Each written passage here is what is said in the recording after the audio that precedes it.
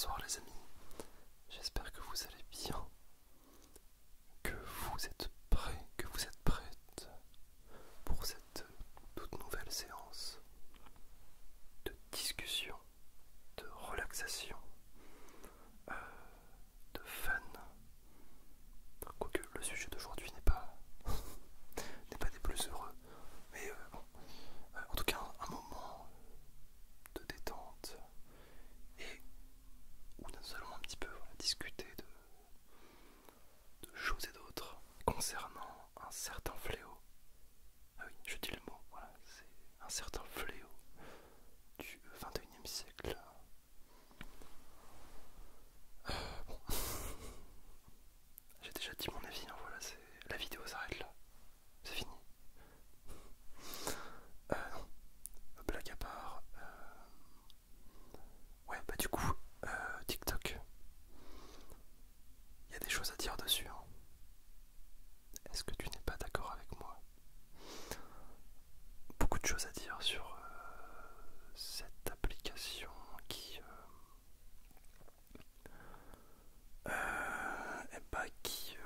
à mon sens, cause la perte de l'humanité. Bon, évidemment, c'est un petit peu extrême. Je fais ça de façon volontaire, on purpose, like we said in English, Jean-Michel accent. Ne serait-ce que par les dernières études. Ouais, ce n'est pas moi qui parle, c'est pas moi qui le dis. Ce sont les dernières études assez accablantes concernant l'impact qu'a pu avoir l'application dans le quotidien des internautes et notamment chez les plus jeunes. Où là pour le coup, il y a une voiture, il y a une moto, je sais pas ce qu'elle fait, là ça commence à... Je retrouve les petites joies de tourner en plein jour, ça m'avait manqué. Oui, donc TikTok, qui, eh bien soyons honnêtes, a quand même retourné le game. Alors les gars ils sont forts, ça c'est clair. Ils ont réussi à complètement retourner la façon dont les gens consomment aujourd'hui du contenu. Parce que jusqu'à présent, on va dire que on avait déjà tous ces phénomènes de scroll infini, de choix de contenu. Mais là où c'est fort avec TikTok, c'est que le contenu, eh bien en fait, s'impose complètement à l'utilisateur. Là où sur YouTube, par exemple, eh ben, on a toujours le choix, même si, bien évidemment, l'algorithme nous recommande des vidéos en fonction de nos goûts. Donc c'est déjà un petit peu filtré. Mais dans ce filtrage, on a quand même le choix entre un nombre infini de vidéos en fait. On a un choix vraiment bien plus large que sur TikTok. Là, c'est l'application qui va t'imposer le contenu. Et en fait, bah t'auras pas le choix. Mais bah ouais mon gars, si tu veux rester sur l'application, et bah tu prends ce qu'on te donne. Ou sinon bah, tu t'en vas quoi. Et là où TikTok a aussi à nouveau retourné le game, c'est ce qui concerne la durée d'attention. Bah ça, je pense que toute personne qui utilise TikTok, c'est-à-dire je crois que c'est 1 milliard de personnes aujourd'hui, hein, pourra l'attester, hein, c'est que tout va super vite. Le contenu, la surconsommation de contenu, et bah, c'est le modèle économique de l'application, quoi. Si bien qu'en fait ça a créé un certain problème concernant notre capacité d'attention. Et notamment chez les plus jeunes pour qui les cellules cognitives ne sont pas encore tout à fait développées, matures.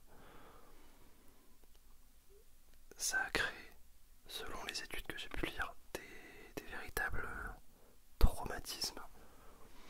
Parce que TikTok a habitué chez ses consommateurs, jeunes et réguliers, à obtenir tout de suite, avec un contenu qui défile très vite, de façon instantanée. Et ça a complètement habitué le cerveau à ça.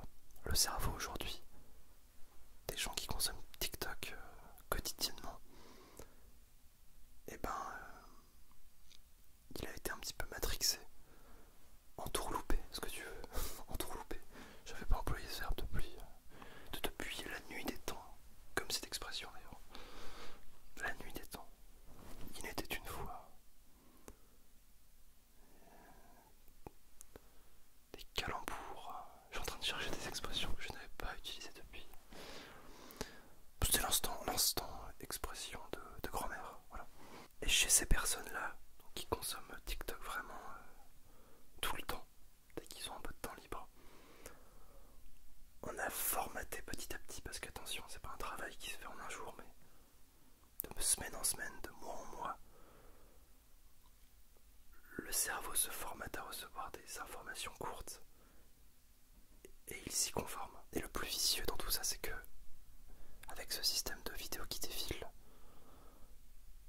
comme ce sont généralement des vidéos qui correspondent au goût de l'internaute, eh bien ça le maintient sur l'application et des fois les gens ne se rendent pas compte que ça fait 1 heure, 2 heures, 3 heures qu'ils sont dessus, qui sont en train de visionner des vidéos qui, pardonnez-moi l'expression, n'ont aucun intérêt. Il y a quelques trucs à la limite qu'on peut apprendre, voilà, des faits sur le corps humain, des trucs intéressants. Il doit y avoir comme sur YouTube quelques bonnes petites chaînes. Mais comme je suis très peu sur TikTok, je ne les connais pas, mais la plupart du contenu, à mon avis, c'est juste du divertissement un peu bébête, inutile. Et le problème, en fait, c'est que chaque vidéo qui se présente sous les yeux de l'internaute, ça vient lui donner un peu cette dose de dopamine. Donc c'est la cellule de récompense, on va dire, je sais pas trop comment on appelle ça, mais qui fait un petit peu écho à l'expérience des rats, où le rat comprend qu'en appuyant sur un petit bouton, en fait il peut obtenir de la nourriture, donc ça il l'assimile et il comprend que le bouton est égal récompense. Et là avec TikTok c'est pareil, on s'en rend même pas compte, mais en faisant défiler comme ça les vidéos, on donne à notre cerveau cette dose de dopamine qui est d'ailleurs la même dose qu'on reçoit quand on mange, quand on a des rapports sexuels, quand on pratique un sport qu'on aime bien, en fait quand on fait quelque chose qu'on aime bien. Et TikTok c'est exactement pareil, mais via un défilement instantané de vidéos. Et c'est terrible parce qu'on habitue à la fois notre cerveau à du format court, à réduire sa capacité d'attention, mais également ça devient une drogue pour lui. Parce que vous l'avez habitué à recevoir cette dose instantanée de plaisir, de récompense. Et ce qui fait que le cas classique, peut-être que tu le vis souvent, c'est que tu vas aux toilettes et au lieu d'y rester 10 minutes, t'y restes 3 heures. Je dis ça pour des personnes qui me l'ont déjà dit, tu vois, qui se rendaient pas compte qu'en fait ça faisait 1 heure, 2 heures qu'elles étaient parties, quoi. Mais c'est... Alors, je trouve que le modèle économique il est un peu vicieux, parce que c'est s'asseoir un petit peu sur la santé psychique, mentale des gens pour se faire de l'argent.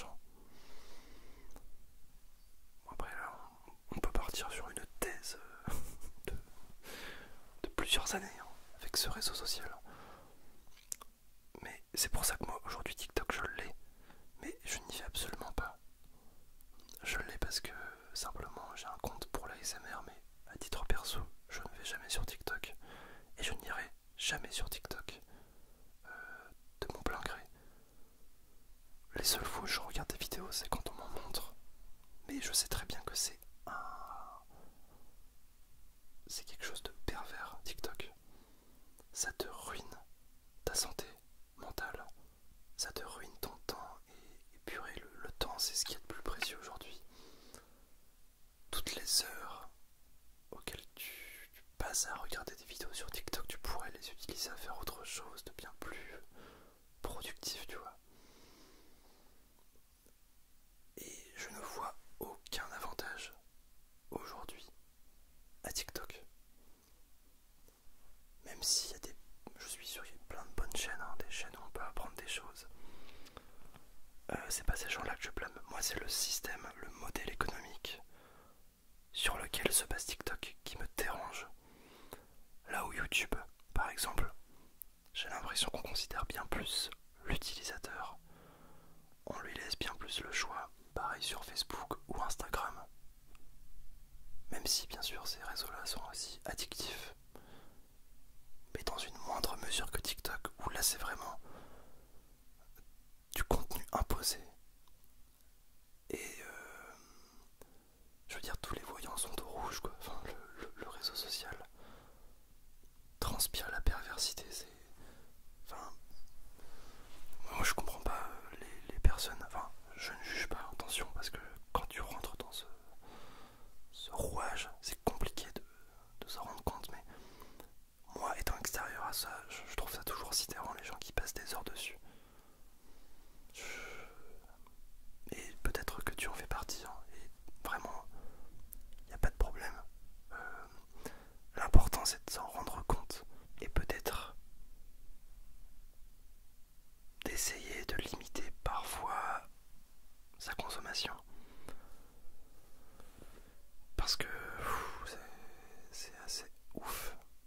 Vraiment là, moi ce qui m'inquiète le plus c'est pour les jeunes, parce que les jeunes pour qui le cerveau ne s'est pas encore développé à 100%, et bien en fait c'est terrible, parce que du coup l'application vient complètement déboussoler l'évolution logique de ce cerveau. Et ça, encore une fois, c'est pas moi qui le dis, hein, c'est toutes les dernières études récentes. Tu peux aller chercher, ça sur le net, hein, mais TikTok est en train de créer une génération avec voilà, des personnes qui vont être atteintes cognitivement, ne serait-ce que du coup par cette attention, cette capacité d'attention, qui n'arriveront plus à suivre un cours, qui n'arriveront plus à connaître ce que c'est qu'être patient. Et ça c'est impactant dans la vie de tous les jours, hein. Je veux dire, tous les jours on passe notre temps à un moment dans la journée à patienter, à attendre quelque chose. Et d'autant plus si tu es en cours, quoi. Si tu suis des cours, si tu es en études, et que tu as des cours de 3-4 heures, mais il y en a qui vont lâcher, qui vont perdre cette attention, bah au bout de la première demi-heure, quoi. Enfin, moi je pense que ça serait bien de réguler un peu tout ça, mais comment faire, même si l'accord parental pourrait être là, mais quand bien même aujourd'hui les jeunes, enfin, ils veulent une information, ils veulent quelque chose, bah avec internet c'est possible. Je veux dire, tout le monde aujourd'hui a un portable. Je vois pas trop comment les parents pourraient empêcher leurs enfants d'installer TikTok. Mais après, à la limite, l'installation ça peut aller, mais c'est vraiment au moins être sensibilisé sur ça. Moi je trouve ça important que on en ait conscience. Parce que là, je suis sûr qu'il y a tellement de jeunes aujourd'hui qui n'en sont absolument pas conscients, quoi. Et ouais, pourquoi pas mettre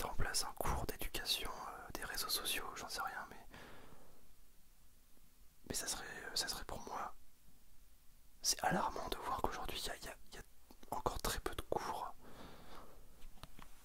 qui éduquent les plus jeunes là-dessus, quoi. C'est au même titre, bon, alors c'est encore un autre sujet, mais c'est aussi dans la boucle. Tout ce qui est site pornographique, je trouve ça encore aberrant qu'il n'y ait pas eu une éducation à l'école. Je dis pas, peut-être pas à l'école primaire, mais au moins au collège, parce qu'aujourd'hui, il parlait des enfants de moins de 12 ans, du pourcentage des enfants de moins de 12 ans qui étaient déjà tombés sur un site pornographique, mais c'est ouf, quoi. Et ces gens-là, ces pauvres jeunes gens, bah, ils ont pas d'éducation et ça va être leur modèle, quoi. Sur le plan sexuel, ces sites-là, ça va être un modèle, quoi. Je trouve ça... Je comprends pas que aujourd'hui il n'y ait pas de mesures qui soient prises. Bon, là, on part sur une autre vidéo. Je pense que si t'es intéressé par ça, je pourrais en faire une. Discuter comme là, ce que je pense vraiment de tout ça. Mais bon, pour TikTok, je pense avoir fait un peu le tour, mais bon, le constat n'est pas glorieux. Et j'espère que quelque chose sera fait dans un futur assez proche